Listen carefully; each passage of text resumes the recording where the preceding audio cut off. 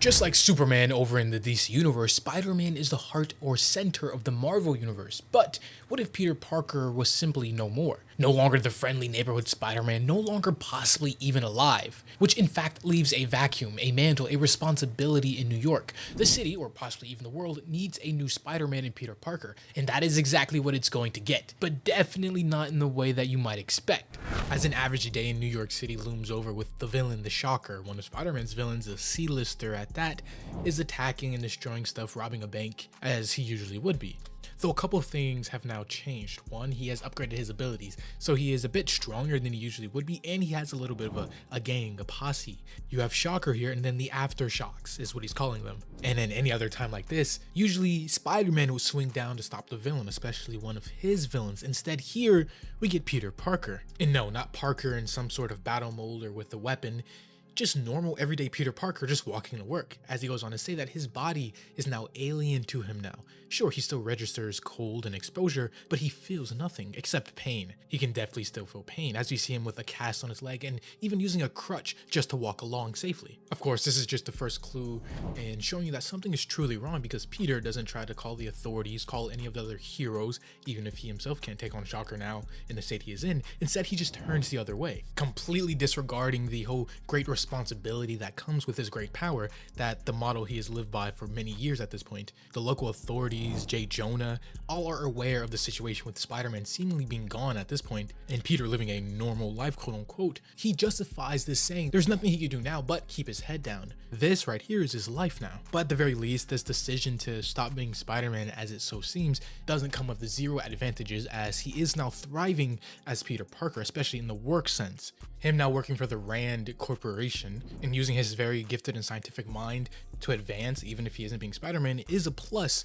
But it isn't when he shuts out everybody else in his life, including Norman Osborn, who he was working with, being Spider-Man and him being the Golden Goblin and whatever. He has essentially cut himself off and distanced himself from anything relating to that. Even Norman Osborn makes this out, as he goes on to say, "Have you even spoken to your aunt recently, Aunt May?" In which just bringing up this fact ticks Spider-Man off, as he goes on to tell Norman to don't bother him at work again. And at the beginning, the reason why I call this sort of a mystery is because this is kind of acting out of character for Peter. Now yes, he has taken many very bad defeats before, but he has bounced back one way or another. And no, unlike the Scions of Sidorak storyline before, when he seen the deaths and was almost convinced that nothing matters, all of this is from his own doing, or seemingly so. It wasn't from any outside intervention. Though regardless for the specific reason, Parker is still set in being this new way that he is. As he goes on to say, he tries to keep his head down and draw no attention, try not to think about what was. Him just coming home after the long day at work, only to find a pretty unexpected surprise in the form of Mary Jane herself. Now, Mary Jane and Peter are very distant at the moment, if you will. Peter, of course, recently dealing with the extra-dimensional alien, whatever have you, coming to New York to beat him up or possibly kill him, and then before that, Hobgoblin and everything like that. Whereas MJ dealing with her own alien problem and everything that relates to that. Regardless, though, right here, she has come because Aunt May has sent her to check up on him. But she goes on to explain how it isn't just because May asked her to come check on him and make sure he was even alive, but something else as well. She wanted to talk about them, how Peter has always been a person she can trust, a friend, if you will. And right now, with everything going on, she needs a friend, or more accurately, as she goes on to say, we need you, Peter, as it's revealed that yes, she is bonded to the Venom symbiote, which comes with a cool new gold redesign and a whole other sort of events that led up to that and what's going on over there. But that's an entirely other can of worms that's not necessary for this story right now. What is relevant is Peter, even after seeing MJ needing his help and her being bonded to the Venom symbiote, he's still very much indifferent about everything, going on to tell them that you two deserve each other, shutting the door and going on about his business. On the flip side though, while Peter is down and not interested in being the Spider-Man at the moment, evil and the villains never take a day off, as we could over and see Tombstone, still the top mob boss and gang leader within New York, now employing and funding Shocker, giving him the upgrades that we've seen previously, and his whole little gang of his own that he has acquired. As we go on to see just that, the Aftershocks, his little gang, after acquiring a hoverboard or a hovercraft, flying through the streets of New York to go to rob someplace else for money for Tombstone, we instead see, instead of Spider-Man stepping up to the plate, quelling this new threat, it is the same new hero that appeared before and tried to help Spider-Man originally against Hellgate, Captain Kintsugi. And again, we're not too familiar about his origin, what he is or what he can do, but So far, seemingly he's just like a super soldier, kind of exactly like Captain America, except, he's just a kid, so he doesn't even have the experience on his side, which is pretty evident as while he's fighting the Aftershock trio, he's eventually blindsided with an attack as the gang now corners in, getting ready to take the final kill shot against the kid. As one of them goes on to say, "You're going to feel what it's like to have your intestines liquefied by sound." It's pretty hardcore stuff. Or that would have been the case until a web line is shot from behind, yanking one of the attackers away, as a silent figure just moves through the night's air, slowly and silently taking out each of the villains and attackers here. With the comic, or presumably Peter, going on to say, "I've made a deal with myself. From now on, whatever it takes, whatever keeps the pain at bay and starves off any more loss. Because sure, pain can't be avoided, but it can be shared vigorously." As we see Spider-Man with a new suit and a slight redesign, the lens part of his mask are now a tint of red, also sporting black instead of blue on his costume, even having the web shooters on his wrists more prominent, and even some likewise design on his legs and ankles, kind of making the design look like the Japanese version of Spider-Man. But even as the battle continues, we see Spider-Man dominated in almost a brutal fashion, going on to even start to beat down and kick the bad guys and villains who were already downed. Though unfortunately, this leaves Spider-Man to be blindsided. And of course, because of the newly upgraded and funded tech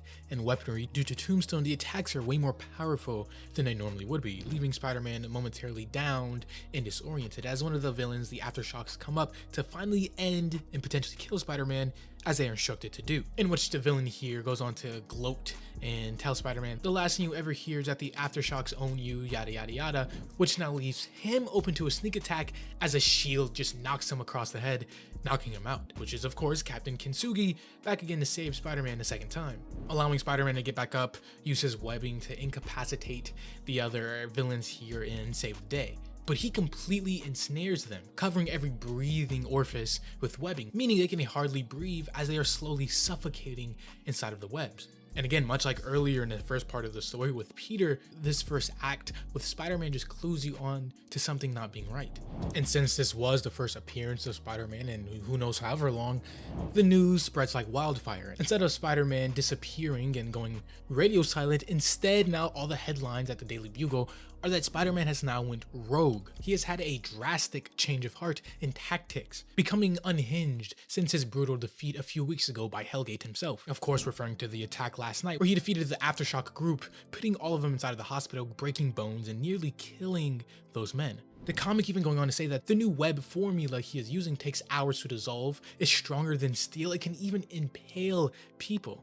Which is pretty crazy when you think about it. Like, imagine Spider-Man shooting a web at you and you just thinking, okay, well, it's gonna yank me away or stick to me, and instead it just goes through you, impaling you. So yeah, something is definitely up with Spider-Man, and even Parker himself, as we see him walking on his way to what I assume to be work or wherever else he is going, stopped by Tombstone himself. Now, him and Tombstone have a little bit of a relationship. No, he doesn't know that Peter Parker is usually Spider-Man, but he does know that Peter Parker is connected to Spider-Man, so he uses him as his middleman. If he needs anything passed on to Spider-Man, he will go seek out Peter Parker to get the message along. So as he pulls up just like any other time before, telling Peter to hop in, let's have a chat, Peter just respectively declines and says, "Nope, I'm gonna be late for work." Of course, the Tombstone isn't used to people just outright denying him, especially those he sees as normal people. But Parker is still very firm in his denial, even going as far as to knock out one of his security guards in one hit, telling Tombstone that, he's out of the messenger business permanently.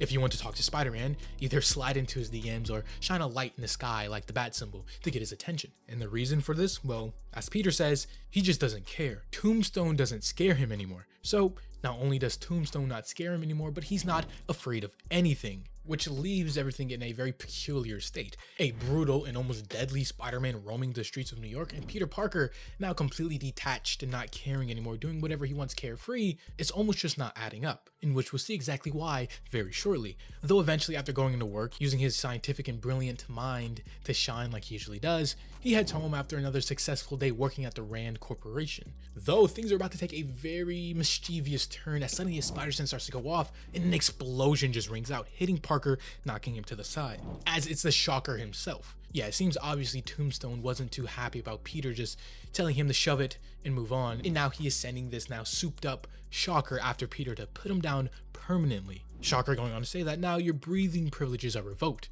Though thankfully he isn't alone, as Felicia Hardy the Black Cat makes her entrance and installs the Shocker, as this entire time she has just been in the background doing her own little investigation about what happened to Peter, why is he so different, and why is he so disconnected, and what's going on with Spider-Man in the same fashion. But as Felicia is fighting the Shocker, you know, she is taking this kind of lightly, because the Shocker usually isn't some high tier villain. Sure, he's powerful in his own right, but you know, he isn't the Rhino or Sandman, some super villain and super powerful. Yet her underestimating him is going to be her downfall. Because yes, while he missed his initial blast and the Black Cat dodged it, the Shocker's gauntlets work on vibrating air or sound, and as the sound waves catch up to her, instantly dropping her and making her start puking blood, turning the Shocker into an actual viable threat that, if they're not careful, could spell the end for any one of the heroes here. In which, while he has Felicia Hardy down dead to right, he goes on to monologue again, saying, "I wonder what's going to rupture first, the blood vessels in your brain or the bag that holds your guts in. Sorry, this isn't personal, but new boss, so I gotta step up."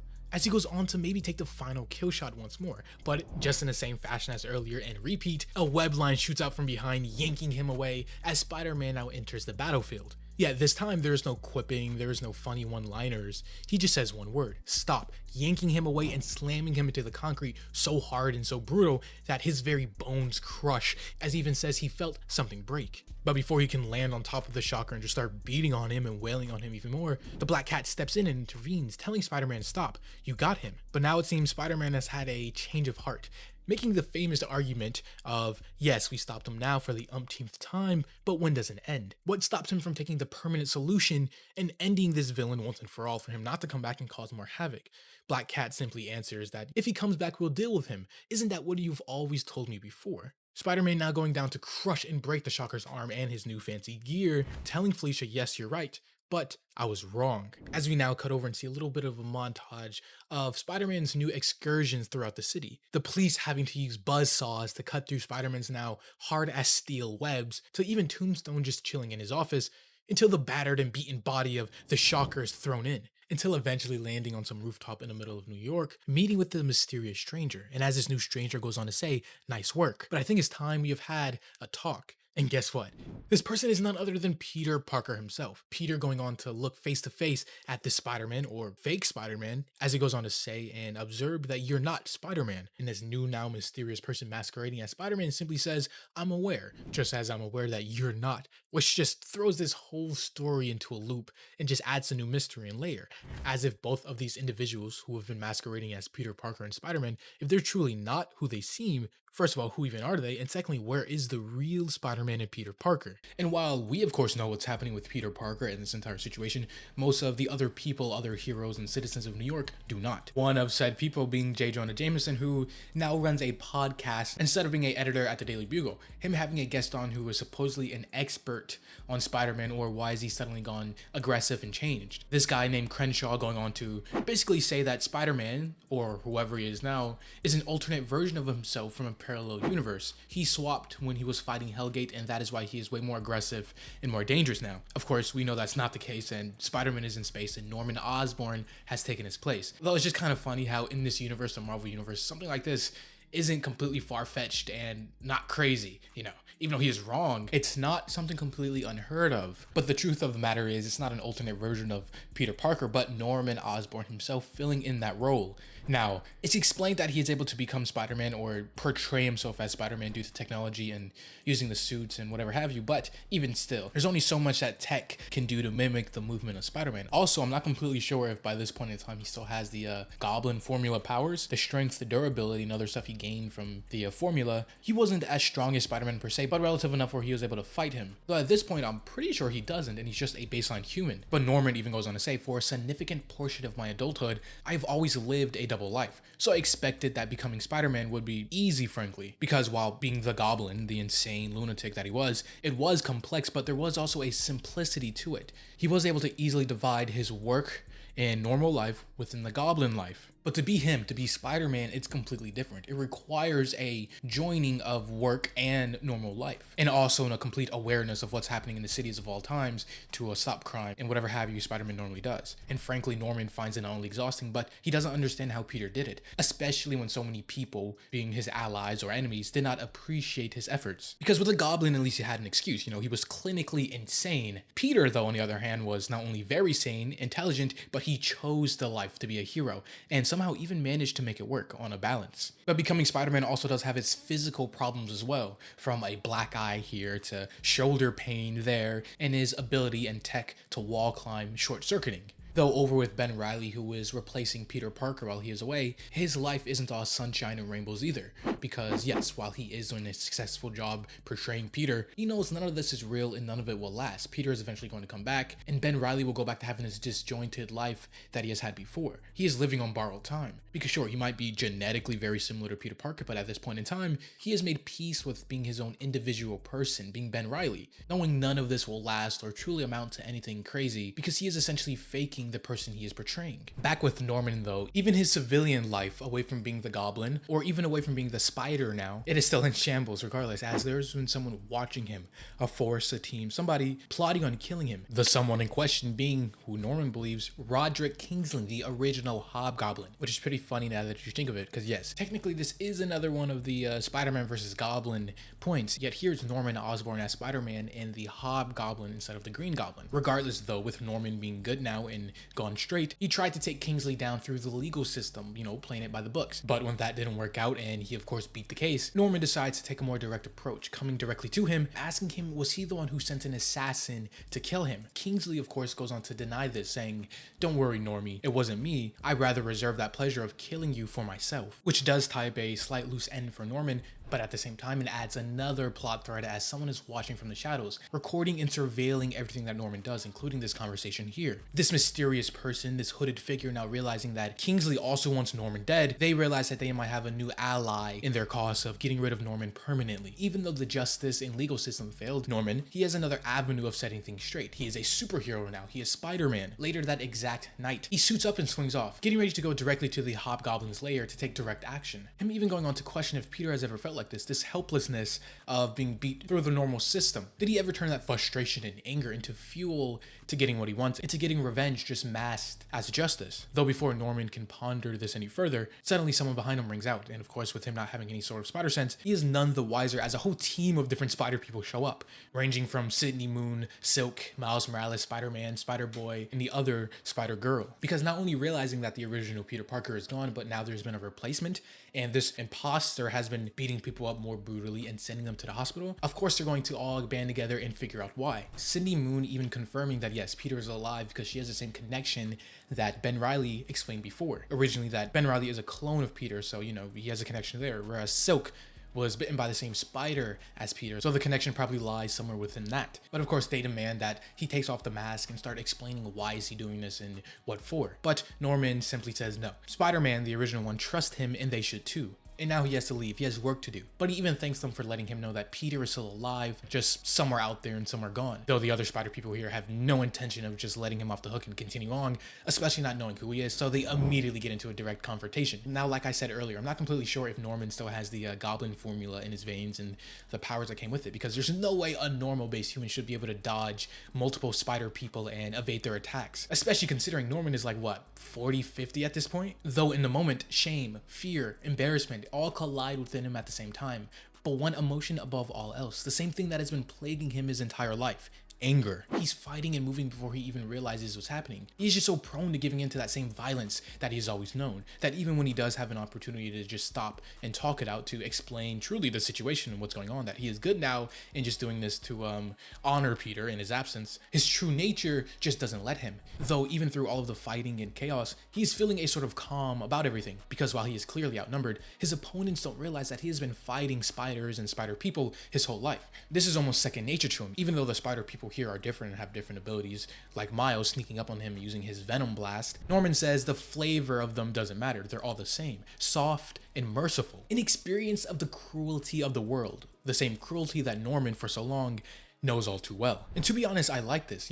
Norman for so long has been this evil person, even if it is the insane part of the Goblin. But as a businessman and a father, he has always had an edge to him, a ruthlessness. So I think showing this here, him trying to actually rein in on these bad and violent instincts and natural part of himself, does a better job of showing him turning a new leaf and trying to be good instead of just, wiping the slate clean, him just being fully good without any sort of conflict about it. Though again, once more, because he doesn't have a spider sense or anything close to it, it doesn't alert him to the introduction of another person entering the battlefield, another spider person, going on to web his fist to stop him from just knocking Cindy Moon across the face. Though Norman is still kind of in a blind rage almost, his body just moving on instinct and his violent tendencies that he has had his entire life. Him even going on to say that if they won't trust me, then they will fear me. Because fear is how you get respect. It's how you get what you want. Pulling this new spider person close and grabbing and choking them by the neck. But the only reason why he stops himself from potentially killing someone here in a fit of blind bloodlust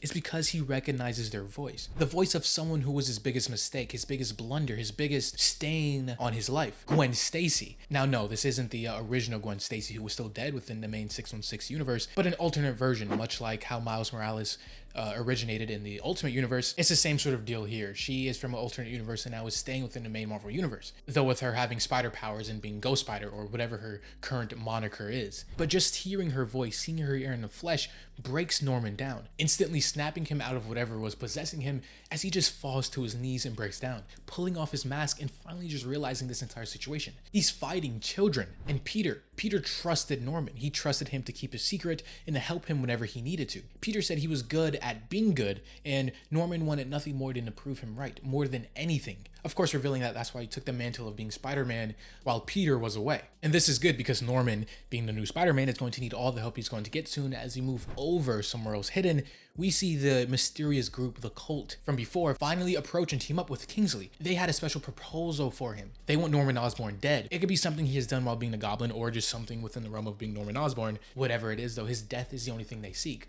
And so now with them having someone who equally wants that within Kingsley and the right tech and suit with an entire cult or organization behind this, yeah, things are about to get potentially deadly for this new Spider-Man. Though after being checked by a now new organization that wants to kill Norman side of him and now the other spider people who want him to stop being the spider part that he is now, he is having second thoughts about this entire experiment as he's going on to call it, which is the exact thing that he is pondering here while he sits in his luxury New York penthouse above the city. How not only the experiment as Spider-Man is a failure, but also Norman Osborn himself is a failure because once again his ego has taken over. No one asked him to take on the mantle, and least of all Peter himself. Of course, not even counting the other spider people who fought against him and want him also to stop masquerading as Spider-Man and putting people inside of the hospital. He seems to have finally come to a conclusion about everything in this entire situation, going on to say, I did not protect my friend's Peter's dream. I was not good at being good. I humiliated myself and tarnished his good name. And I'm done. Which is kind of funny he says that because once a spider person says they're done, that's never the usual giving up point. They always get dragged back into the life in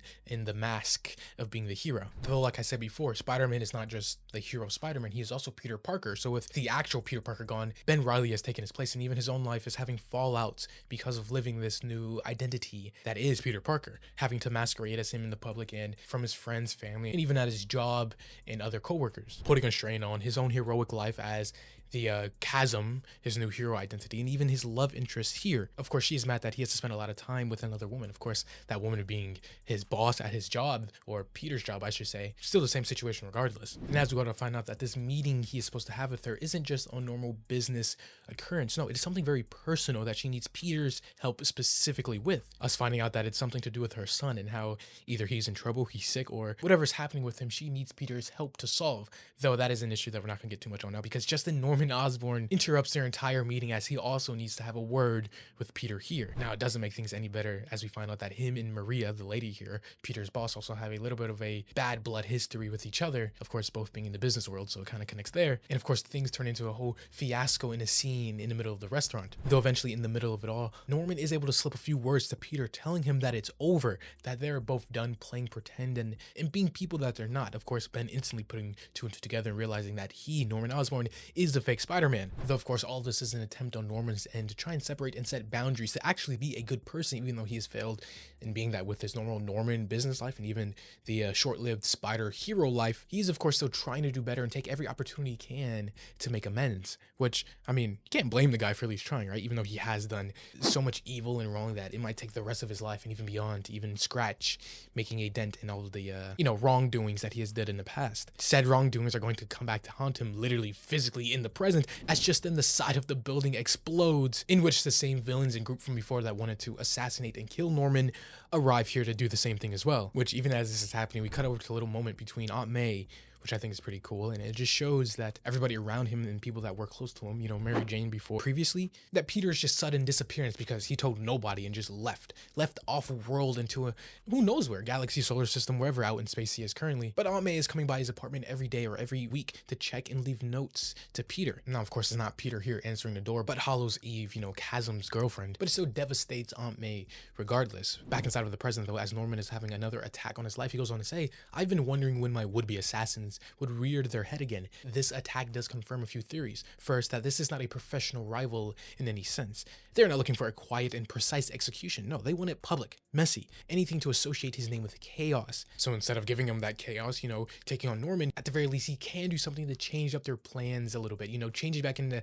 the Spider-Man persona. Even though he quit and said he would give up, he is instantly drawn right back into it. Though in the moment as the giant robot is, attacking Maria, the boss lady from before, suddenly a metal disc, a shield gets thrown from behind, and we see Kintsugi, or Captain Kintsugi, as he has dropped the captain word and is just going by Kintsugi now, show up once more. And still to this moment right here, we have no idea why or what his purpose even is. Like, he's just shown up a couple times throughout. Heck, he even saved Norman Osborn Spider-Man previously, and then disappears shortly after and is never explained or what his purpose is overarchingly. So he's still just a giant mystery there, though a mystery that does allow Spider-Man to buy time as he then swings in ready to take on this robot. And even as he arrives, he goes on to say, "For a moment I stop and try to figure out who's behind this repurposed Spider Slayer," as just then a realization hits him. He has never worn the suit, the Spider-Man costume, and the persona in the light of day until now. His entire career as Spider-Man has been conducted strictly in the dark. So right now is different. The sun feels brighter. He feels exposed and vulnerable. Though of course the giant mech and robot and the people behind them, they essentially go on to say that they have no problems with Spider-Man, which is ironic that they're using a repurposed Spider Slayer suit. But they try to make their case saying that, if they fight, there's going to be property damage, and they're not trying to harm innocents at all.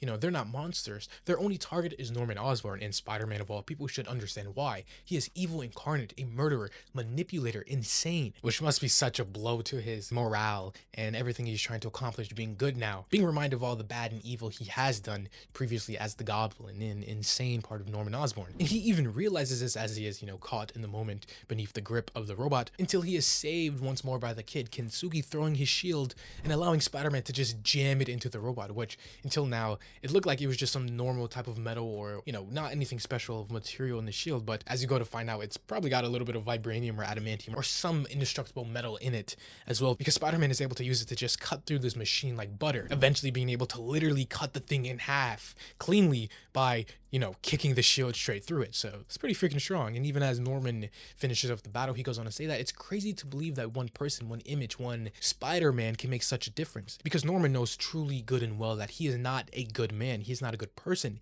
Yet here in the skin, beneath the light of day in the costume, he feels like one, and it's terrifying. Yet he loves it all the same. Though afterwards, we do get a little bit more information about this kid, this new hero Kintsugi, as he's trying to be. Norman goes on to say that why is he even doing this? It's dangerous fighting villains and risking his life. From his perspective, he's just a child with an expensive shield. Further, they're going on to tell him to stop before he gets hurt. Yet the kid goes on to say that, he probably should, but he won't. Like, look at everything here today. They made a difference. And he wants that. He wants his life to count for something, which in the Marvel Universe, New York, specifically the almost hub spot for heroes around the world, that should not be surprising or a revelation to anybody here. Though the villains and everybody behind the attack are furious that it has failed, except one man, as everybody's scrambling around trying to think of a new plan that their giant machine and what they hoped for failed. We see Roderick Kingsley also working with this group here. Not only that, but he says their mission was a success. They just need a little bit more expertise and a little bit more style. But this little group here trying to kill Norman Osborn isn't the only problems he has, because he has decided to put back on the Spider-Man costume and become the hero once more after,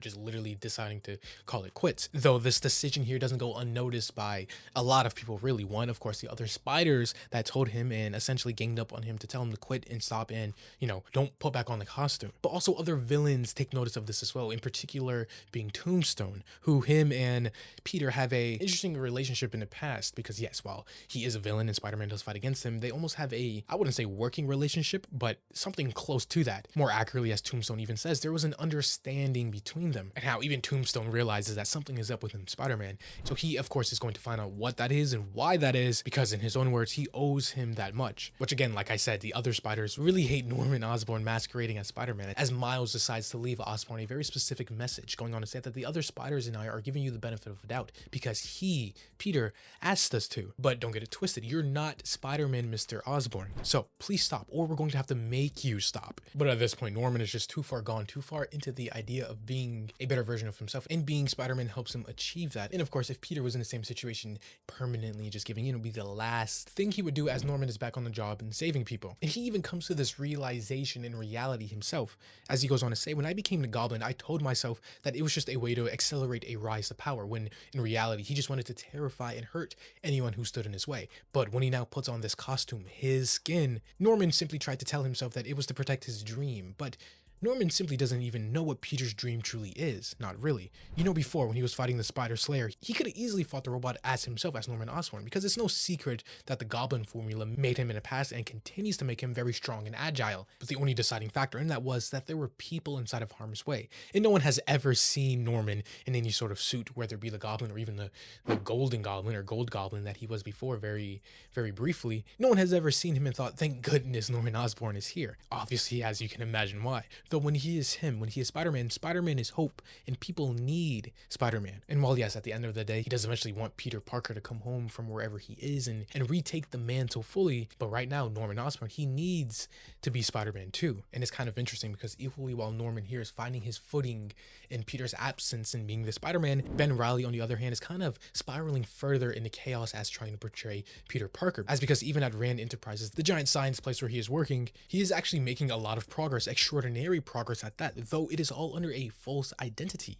He is not Ben Reilly, he is Peter Parker. Everything that he is achieving here is essentially for another person, even though he is a clone of that person and they're down to the DNA level kind of the same. In reality, it's not the same. He is his own person with his own memories and own feelings, whatever. Yet every good thing he is doing, there's no reason why it shouldn't be him. Instead, it isn't. It's Peter Parker, his original, his better, if you want to think about it like that in a way. So there's just a little bit of animosity building under the seams there, which might come back to play a big part later on. Though back with Norman, we see him and Maria, the same boss lady from before that was meeting with Peter, meet up now separately because, they have a common denominator. Something was happening with her son and child, and Norman has a lot of experience with a son and dealing with a lot of problems in that sense, of course, referring to Harry Osborn. Though in the middle of him actually connecting with another person on a deeper level than just being a hero and slightly stopping a bad guy, he is interrupted once more. This time it being a police scanner that the Shocker is back, the person he put in a hospital a couple issues ago. He is back and he's causing a lot of problems, which puts Norman in a very interesting position. One that he even calls out himself, as he even thinks walking off to go solve that problem, that how many times did Peter himself get stuck in a situation like this to help one or help many, support a friend or stop a crime? How did you survive letting Spider-Man ruin your life over and over again? Though the thing that is pushing him to go further and actually do the right thing and stopping the crime is a little bit of a mantra that he keeps saying to himself now. What would Peter do? Which is kind of very interesting seeing this from a third person perspective, and now that person being in the same position as Peter, as trying to live the double life of being a hero and a normal person with connections, friends and family, etc. Though Norman, after eventually making it to wherever that police signal went out to, we find out that essentially it was a trap. The Shocker's not there, of course. He's still very badly broken and beaten from before, and instead now it is Tombstone himself. Because as I said briefly earlier, Tombstone kind of wants answers about what happened to Spider-Man. Why is he more brutal? Why is he just not the same as he was before? Something that almost everybody can see. As he goes on to say, ever since that freak in the gladiator costume, of course being Hellgate, the person that literally beat Spider-Man half to death, ever since then, you've been different. You've been putting my men in the hospital, scaring the living daylights out of people. And of course, it's bad for Tombstone's criminal empire business, and it's even worse for the neighborhood that Spider-Man has chosen to protect. In which this realization that Tombstone, to some deeper level, actually genuinely cares for Peter, or Spider-Man, I should say more specifically, and his heroics. And being lectured here by a monster like Tombstone, it makes it very difficult for Norman to channel the trademark mercy that Peter is very fond of giving out to villains, heroes, and just everybody in general. And after Tombstone asks one more time, what did Hellgate do to you to make you like this? Norman goes on to say the one thing that changes everything going forward. He says, he reminded me that mercy is reserved for those who have earned it, which is just the total opposite of what Peter would have said in this moment. Peter or Spider-Man has never had the ideals of people having to earn mercy. No, it's just something that he gives out as being a hero, whether you're the worst bad guy ever or the best hero ever. He would try to help you or stop you and get you help to the same degree each time. And this, of course, just instantly allows Tombstone to know that, you know, this isn't Spider-Man. This is someone just masquerading with his costume and likeness, which actually relieves Tombstone as he is now able to send his ultimate weapon after him to attack. A new villain on the scene who has a very interesting power set if you really think about it, simply named PRX or Plague RX, which physically speaking, he doesn't look big or intimidating really in any traditional sense, but as soon as touches him, you know, makes contact with him, suddenly different orifices on its body just starts to spew out blood and he is in agonizing pain. As he even goes on to say, for an instant the world goes white and then there is only pain, only the sound of things breaking inside of him and only the sound of blood. As we find out that this new villain's powers essentially allows him to transfer pain, you know, all the broken bones and agony that he has given Shocker and his men before, this new villain here was able to absorb it, keep it inside of him, and then redish it out to Norman here. Now, of course, Tombstone doesn't exactly understand the science behind it and all, but he doesn't really care and just knows that he wants to beat on this fake pretender Spider-Man for even taking his place. Though, here's where I'm really confused and really unsure about what exactly does this mean, because Tombstone picks up Norman's body and is about to start just beating on him like he has done to Spider-Man many times before. Except this time, something's different, as once their fist collides, Tombstone's arm just breaks. Yes, Tombstone, the man whose main power is literally having unbreakable skin, enhanced durability, one who even fought Peter in the past, and he's never been able to fight him or hit him this hard to break his bones or cause him to bleed. Yet Norman here just completely dominates and overpowers him to a casual extent, confusing even Tombstone himself, which on one hand is cool, seeing Tombstone being on the other end of a very brutal beating that he has given Spider-Man many times before, but on the other hand, just like, what? Is this more tech that Norman has enhanced himself with? Maybe he sprinkled a little bit of gamma radiation inside of his morning coffee, which, now that I think about it, maybe is something Norman would do to empower himself even further, but we just don't know at this point. What we do know is Norman is falling back into the same violence and habits that he has had before. As he even goes on to say, the code, the dream, the ideals, all gone like mist before the sunrise. None of this is what Peter would want to do, because Norman in this moment, he wants to win. He wants to hurt Tombstone. He wants him to die, as he of course just breaks the side of his face, causing him to bleed profusely. And even as he eventually is able to escape, this just kind of adds another list of people after him. Not only Tombstone here, who obviously is going to want revenge against this fake Spider-Man, also the other Spider heroes who want him to stop being Spider-Man, and even assassins before who took the Spider Slayer suit who want Norman dead. So at every angle, there seems to be people attacking him and wanting to put him down, even though he's trying his best to do good. Though back over with Peter, or this fake pretender Peter, we see him at Rand Enterprises after hours, just staring at the achievements that they have done, you know, but instead here it doesn't say Ben Riley, no, or the correct credit it should be. Instead it says Peter Parker. Ben here has given hours of his life, weeks, however long Peter has been gone, and instead all of the notoriety and credit is going to the wrong person. So instead, we're not sure exactly what he decides to do. Maybe he decides to sabotage all of it. Maybe he decides to change something to give himself credit. But whatever it is, it doesn't seem to be too good. And like I said, potentially could have a lot of consequences going forward. Now, surprisingly enough, we pick up with J. Jonah Jameson as he's just doing his normal routine, walking to his office and getting ready for work. He goes on to say how he just likes facts, the simple truth about everything, even if it is messy. And he hates it when someone tries to shove false narratives down his throat, specifically about the thing going on with Spider-Man, how he's been different lately, more violent, a menace in the truest of senses. And you know, J. Jonah can almost swallow that fact, but it's the narrative of Peter Parker, because at this point, it's been like a couple years since 2018 since Spider-Man, Peter Parker, has told J. Jonah about his secret identity. So the fact that stumps J. Jonah here is Peter Parker, how he has cut everybody off of his life, even those who cared about him, including Aunt May. That is just too far in his own mind for Peter. Of course, we know that Peter's off-world and not even here to be able to contact them, which of course confuses J. Jonah to no end, though what confuses him even more is when he walks in his office and just sees Norman Osborn inside of the Spider-Man costume, all beat up and bloodied. Yeah, this is far from an average day for Jonah now, though for Norman, he swung by after being in a battle with Tombstone and the new Plague RX villain who got him to the state, but he came here to have a conversation with J. Jonah, because Norman at this point doesn't know if he's losing his mind or what to make of everything going forward, and he believes J. Jonah is the only person who knows both sides and can kind of help him through it. Now, here's where we finally see the crutch or foil in this new issue going forward. We see a man named Phil Urich running through the sewer system, running from something. And if you know who he is, he was a previous goblin. Heck, he's been many goblins, actually. He's been, a green goblin, a hobgoblin, even the Goblin King. And he even started out as a hero before losing his mind and becoming a villain like a lot of the goblins tend to do. But here he is being hunted by something. Of course, we see the grotesque, almost deformed part of his face and body because the goblin formula within his blood kind of doesn't allow him to fully die, yet he's not allowed to fully be alive either. He's undead in that sense, in a constant state of rot and resurrection. But this drone or technological enemy that is following him just completely overpowers him and cuts him up into pieces insanely easily, and then just dragging his body parts away as this new group entity, one person who is controlling them, whatever. It goes on to say that's Urich down and all the benchmarks are comfortably in green. So let's up the game for a new stress test. Who's next? Which of course shows you that they're going for bigger and badder targets and potentially every single goblin who has ever had the mantle.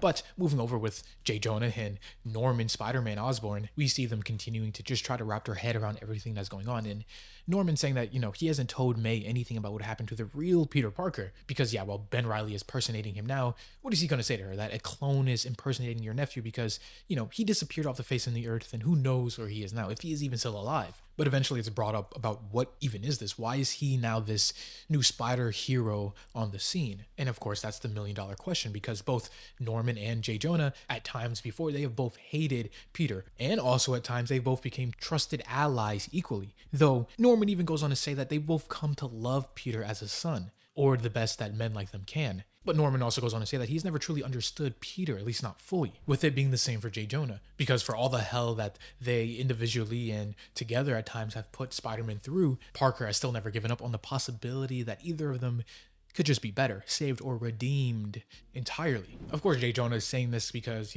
maybe he is a better person and a better man because of Peter and everything that he has done, but Norman just isn't sure. As he goes on to say, when I first realized that Ben Reilly was pretending to be Peter, I spent a week surveilling him, and when it was obvious that Ben was just playing house, afterwards I did not aim my ample resources for searching for Peter. Instead, Norman Osborn just made a suit and costume to try and replace him. Now, yes, realistically, he wasn't going to find Spider-Man as he's not even on a planet to find, but the point is Norman didn't even try and just instantly went to becoming Spider-Man instead. And at best, Norman thinks he's an egotistical fool, and at worst, this little stint at being Spider-Man is a psychotic fixation, or likely both. Now, of course, while this is happening, this conversation here, there's also chaos going on within the streets of New York, as even at Rand Enterprises, we see that manager and essentially boss here, Maria, still having problems with her child that even Norman Osborn tried to give her advice and help her with through, though this is kind of distracting. It's taken away some of her brain power and managing skills from the actual company itself, which is going to prove devastating later on in a second. But we see a man here named Brian. Now, Brian was working with Peter this entire time.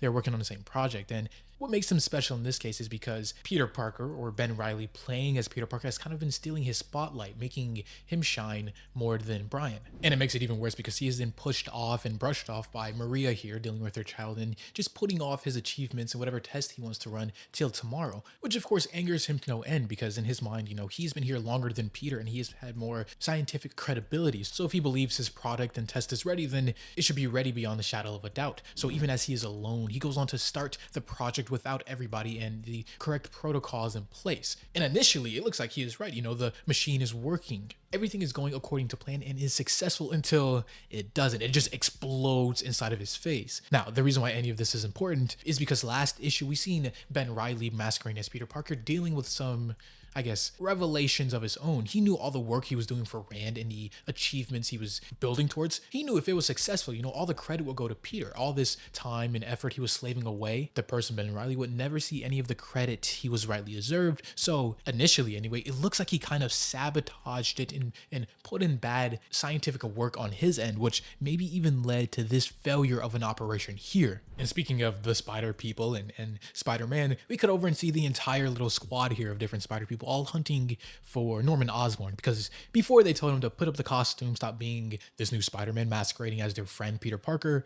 And, you know, Norman was a villain and was the Green Goblin. A lot of them have interacted with him, and they don't want a more violent Spider-Man tarnishing Peter's already kind of damaged reputation already. But here's when the entire narrative about Norman Osborn might shift for them, because they are just then intercepted by Captain Kintsugi, or I guess just Kintsugi as he is going by now, who is also on the lookout for Norman Osborn because, you know, he wants to protect him from the Spider Slayers and all the other stuff he was dealing with before, and assassins coming for his life, and of course sees the good and the helpfulness of this new Spider-Man where, you know, the other spiders here want to stop Norman. But as I keep saying, New York is a city that never sleeps, as while this is happening equally somewhere else, we see a therapist building on the Upper East Side of Manhattan just get bombed and blown up. Because the woman here who betrays to be just a normal therapist also has a double life in the form of the Queen Goblin, who, if you aren't familiar, technically is a clone of the original Dr. Ashley Kafka, who got caught between Sin Eater and was corrupted by the sins of Norman Osborn, and she was originally a therapist trying to help supervillains,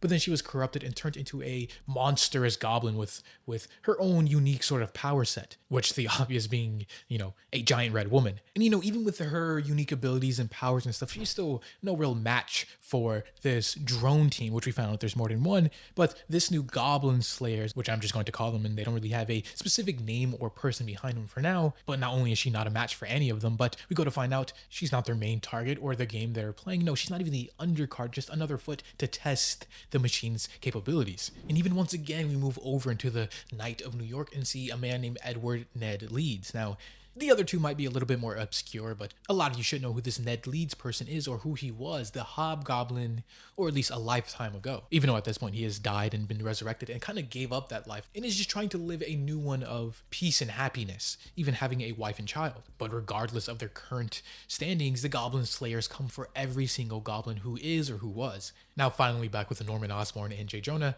Of course, Norman Osborn is conflicted in what is his true purpose and why is he doing this being Spider-Man. And regardless of it all, J. Jonah goes on to say that Peter knows Norman was a royal screw-up before, yet he trusted him and wanted him to be better regardless. Continuing on saying that out of all the people who have knit up a fancy pair of pajamas to, you know, set out to make the world a better place, or the heroes of Marvel Universe, Captain America is the best to ever do it, full stop. However, Peter Parker is a close second, which a statement in and of itself is crazy for J. Jonah, because that man loves Captain America. Even back with the New Avengers, when Spider-Man was going to be on the team, J. Jonah absolutely refused and downright almost hated Spider-Man, yet he admired and loved Captain America more than that, where eventually they came to an understanding. He continues saying that, yes, Peter Parker is a close second. Heck, he did everything he did even through puberty, which counts for a lot. But the price he's paid for that unappreciated accomplishments is to be a perpetual screw-up, because over the years he has eviscerated career after career, blown up his many relationships, even putting his beloved aunt in hospitals more times than he can even count, all because somewhere in this godforsaken city, strangers needed his help. And now relating it back to Norman Osborn, he says, you've made a suit and you've gone out to do some good in your own way. And now you're wondering why you feel like you're losing your own mind. Congratulations, Norman. You know exactly how it feels to be Spider-Man. But instead of moping around or questioning his sanity, Peter just tends to lightheartedly make jokes about the entire situation. And after the two men, you know, have a toast, J. Jonah ends it off saying, Norman, I still don't know if you're a maniac or if you're up to something, but if Peter trusts you, it's because he believes you have the capacity to be a little bit better today than you were yesterday. Which a lot of this actually really resonates with Norman himself, as once he's swinging off throughout the city, he goes on to say, I swing through the night even though my arms burn and my back spasms. Though without ever having discussed it directly with Peter, he knows that Peter Parker throughout the years has done this exact scenario, and just knowing this makes the air taste different, the present and future even clearer, along with his head and perceived, you know, breaking point that he had before. And yes, he may never understand what truly drives Peter or how he balances the physical and emotional turmoil when the stakes are so high, but he does know one thing. He is a little better than he was yesterday, improving even if very slightly, and for today, that's enough. Though for tomorrow and days coming, that might not be, as we see just that an entire squad of these goblin hunters or whatever they're called have finally turned their attention to Norman Osborn, this Spider-Man / goblin who he was before. And of course with the same intention, to destroy him like they've destroyed every single other goblin. Of course, all of their bodies beaten, bruised, and bleeding on the floor as well. This might even be a battle that Norman may not be able to take on alone, maybe even needing the other spiders to help him and defend him from his past as the Goblin. Yet, Aunt May has kind of just been left in the dark about everything, eventually being so fed up that she goes to Norman Osborn's tower, Oscorp, to question him about this. But the receptionist lady just kind of looks at Aunt May like she's crazy. Why would Norman Osborn, the billionaire maybe, multi-millionaire, successful businessman, why would he just be accepting random visits from old women off the street? Of course, she doesn't know the connection and interactions that Aunt May and Norman Osborn has had over the years, until we see a very opposite scenario. Instead of Aunt May going up to see Norman Osborn is going to come down, as he then just crashes through the ceiling into the main lobby fighting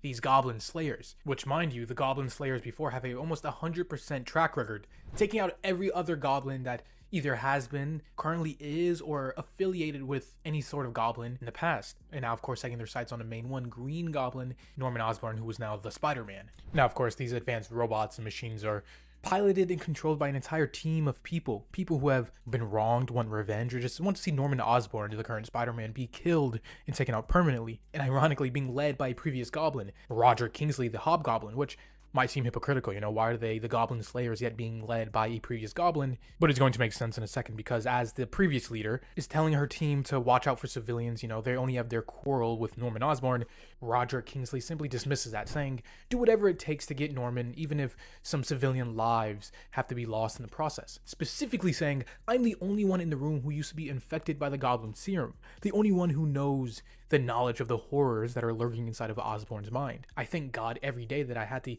resources and fortitude to purge myself of that cancer. Yet today, together, we have the chance to cut it out from the rest of the world. Of course, referring to killing and taking out Osborn permanently. So if some civilians get in the way of that, well, it's just for the greater good. Though while that catastrophe unfolds, we also see the aftermath of another catastrophe, one caused by Ben Reilly masquerading as Peter Parker himself. As after feeling like nothing he's doing matters to his individual life and everything he was doing is for Peter's life, he sabotaged his partner's work, causing it to explode and do unquantifiable damage. Brian, the victim, being carried out and quarantined because they have no idea what it's doing to his body or what he could be infected with. So they try to get the only other person who knows what they've been working on and can really solve this issue. Of course, Peter Parker, or Ben Reilly masquerading as Peter Parker. Yet here, it seems like Ben Reilly had sabotaged the work and decided to just fully quit, being done with Peter's side of his life and going back to his traditional blonde and essentially quitting. So this entire time, he took Peter's place, almost had a scientific breakthrough, but then gave up halfway and sabotaged it, and now is just leaving. So not the best sort of outcome for Ben Reilly, and Peter, of course, is going to have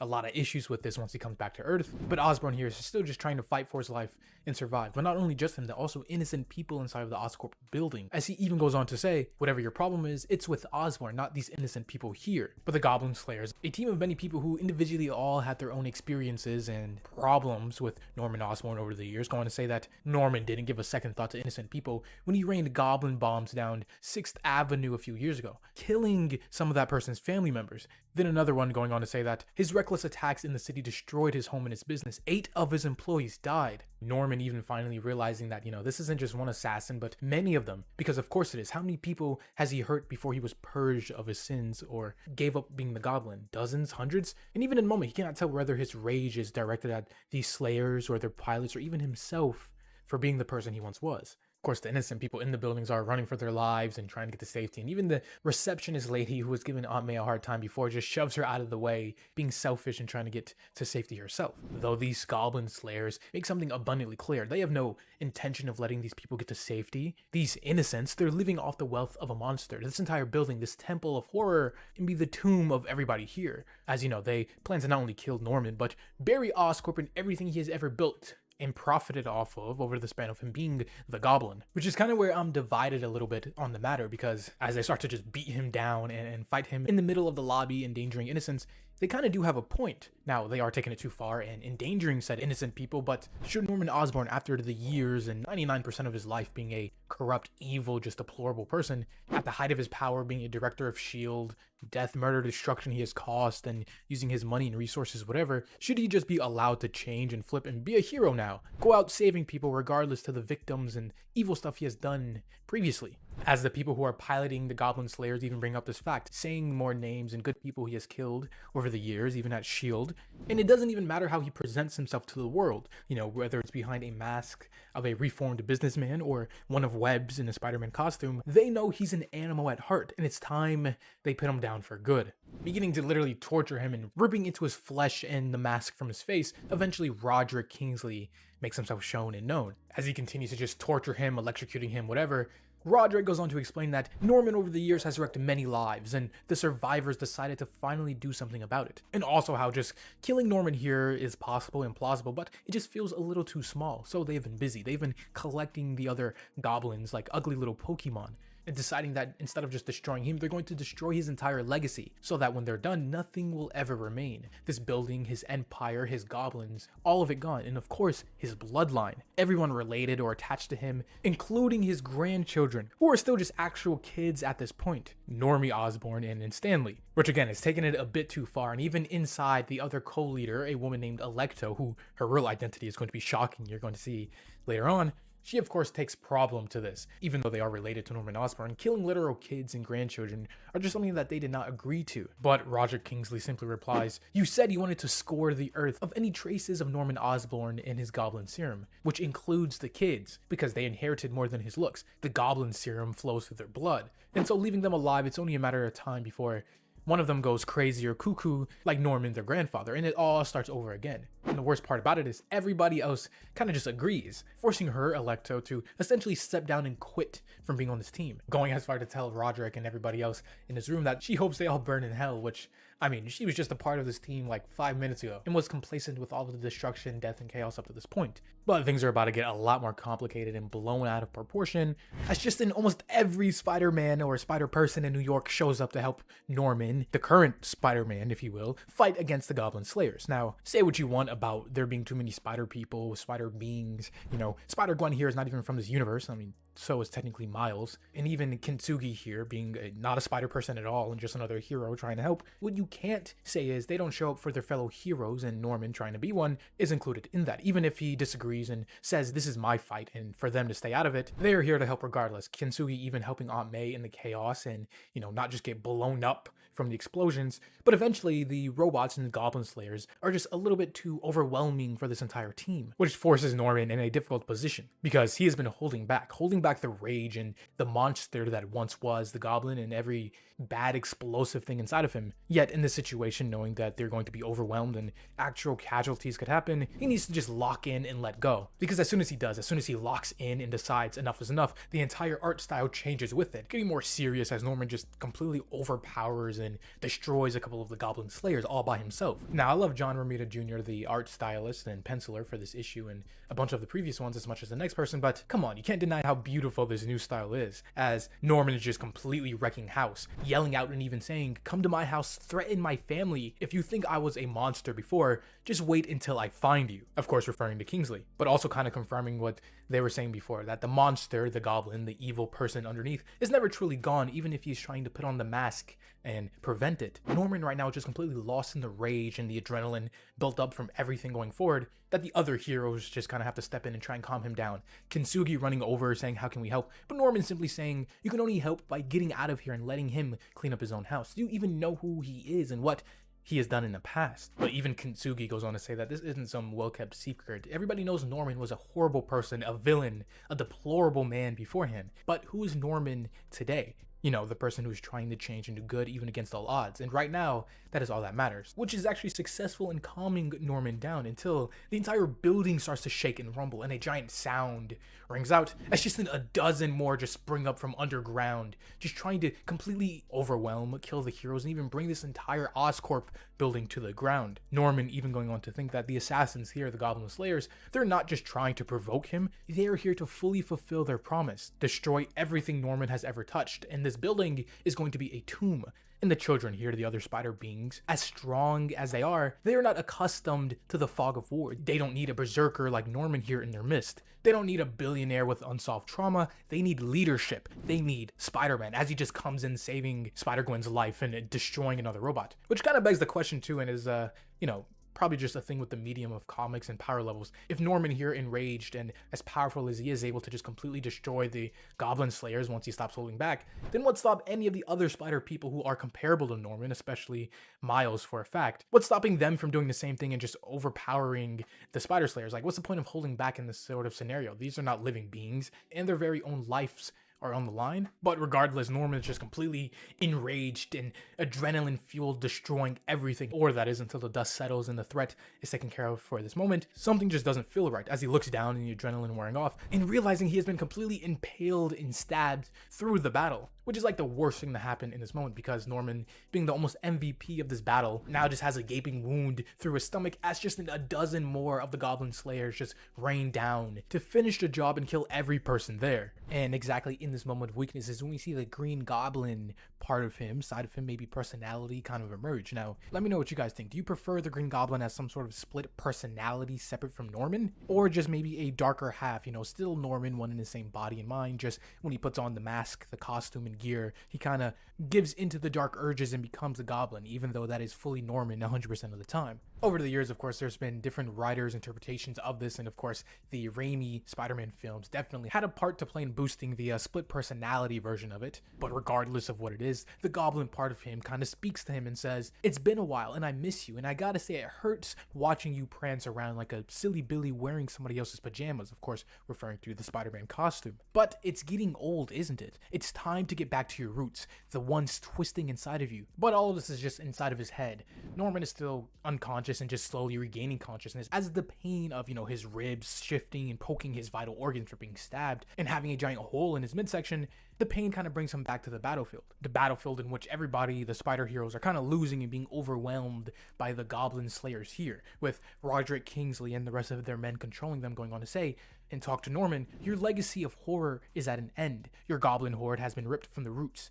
And with it, these spider heroes, these misguided children who trusted a monster, innocents dead because of you. Do you even care anymore?" In which this is a battle on two fronts, because while Norman is here defending Oscorp and helping the other heroes, Kingsley has suited up and gone off to try and kill Norman's flesh and blood, the last remaining of his children or his grandchildren. As their plan is pretty obvious, as one of them goes on to say, a quick death is too good for Norman. He has to feel their pain. He needs to watch his entire family die. So Norman decides to end this battle quick and once and for all, going up to Miles and asking him how much of his bioelectricity can he generate in one short burst. Which, by the way, it's crazy how much Miles has gotten stronger and a more varied power set over the last couple years. Like, he's literally holding a full electric sword. But the downside of using his full max power blast is it's kind of omnidirectional, meaning it's not only going to drain him and make him tired and unable to fight, but it's going to take down everybody in the vicinity, enemies, allies, all included. But Norman Osborn is directly counting for this, as he activates some Oscorp security countermeasures for use later,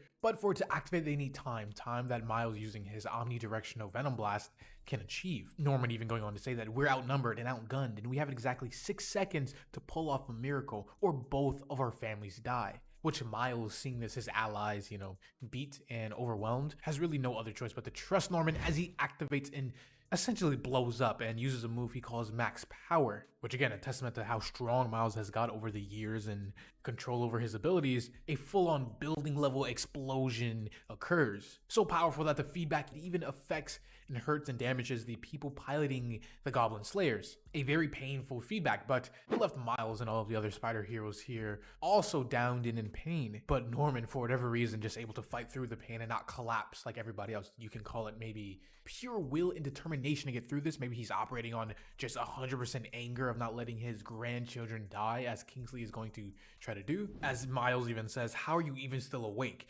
Norman simply says, "I'm very stubborn and I still have work to do," of course over his family. But just then all of the Goblin Slayers starts to reboot and reactivate, getting back up, which, the heroes are down at this point, so this will certainly be death and defeat for them. But Miles has given him all the time he needs for his security countermeasures to reboot, and he activates it, just destroying and obliterating all the other Goblin Slayers with a wave of an attack. But he has no time to stay or see if the heroes are alright, because there's other children who don't have the strength and abilities of a superhuman or a spider that need his help. But elsewhere in the city, the heroes weren't the only people inside of Oscorp being damaged and hurt from the entire battle, because as we cut over to a hospital, we see just that, people in pain, Maria there for the accident that happened with one of her employees, Peter's best friend that Ben Reilly sabotaged, but also we see Aunt May there from the chaos and the explosion at Oscorp, her hurt and damaged, which of course is not going to be a good look when eventually Peter comes back and sees almost his entire life in shambles, and most of all, Aunt May hurt because of actions kind of related to him, but not really. Either way, moving over to a suburban neighborhood, the home of Liz Allen, a mother and previous wife of Harry Osborn, we see her and her 2 children, or close enough, Normie and Stanley, which Stanley is kind of like a weird genetic clone stepson. It's very complicated. Aesthetically, Harry Osborn has been dead since like the 90s, and when he came back after One More Day, that was really just a clone all along. So clone Harry had a son, Stanley, which is genetically close enough, but not really the real thing. It's, a little crazy when you think about it. But regardless, she's raising the 2 children as her own, and things are about to get a little bit more complicated. As just in the Hobgoblin, Roderick Kingsley is high above, floating in the air, getting ready to, ideally, on his case, take out and kill everyone here to end Norman's bloodline once and for all. But he isn't going to have an easy time doing it, as just in Norman Osborn arrives, and yes, his Spider-Man costume, but also in full goblin gear, using the glider, holding some pumpkin bombs, etc. Which his entire reasoning for this is his past is ever present. It's always coming back up, biting him in the butt. So he no longer sees a reason to try and escape or trying to hide who he was, the Goblin, the man who pretty much defined his entire life up to this point. As he even goes on to tell himself while he dominates Hobgoblin, throwing bombs at him and then taking him off track, I tire of atoning for sins that can never be truly forgiven.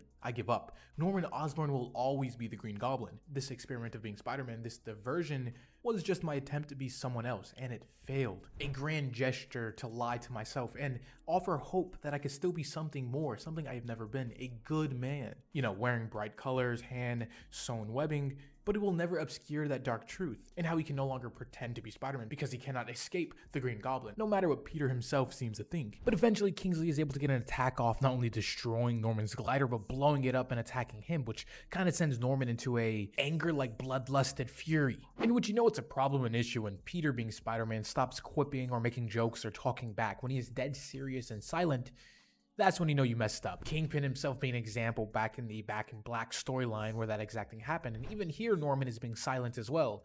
Kingsley even realizing this as he's trying to talk to Norman, taunt him about being the better Goblin, whatever. Norman is just dead set on killing Kingsley, trying to break him so badly, leave scars so deep that no one will ever say the name Osborn without Kingsley looking over his shoulder, as Norman just starts beating on the man, not saying he doesn't deserve it per se, but he is kind of giving into the dark goblin or devil on his shoulder instead of pulling back and resisting.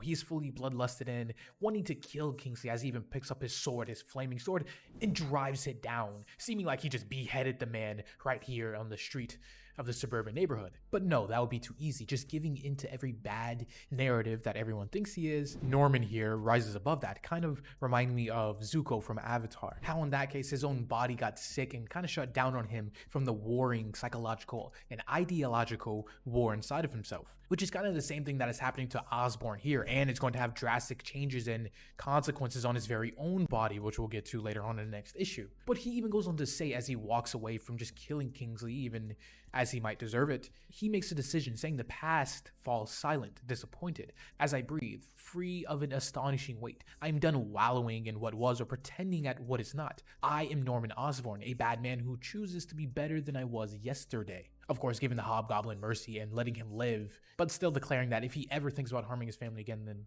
he will not share the same mercy that he enjoys today. But there is one more big revelation that Norman is missing here, as Hobgoblin wasn't the true mastermind behind all of the Goblin Slayers or this attack on his life, assassins, whatever. He has kind of just been the one to steal the spotlight. The real mastermind was a woman, Electro, who set this entire thing of having the Goblin Slayers and eventually wanted to ruin Osborn himself into motion. But that's not the revelation. The worst part about it is her identity, the person she is underneath the mask, and it is none other than Emily Osborn. Yes, Norman Osborn's previous wife, which kind of throws a whole wrench into the situation and kind of makes sense why she got off board at the notion of hurting the grandchildren and bloodline of Norman, because at the end of the day, Norman's grandchildren bloodline is her bloodline and grandchildren. Though at this moment, Norman's body finally gives out. After the war he put on it, and his last words being before he just goes into unconsciousness is, "I forgive you." Of course referring to Emily, his ex-wife. But this kind of leaves Norman in a very unforgiving position because yes, he's still in full Spider-Man getup,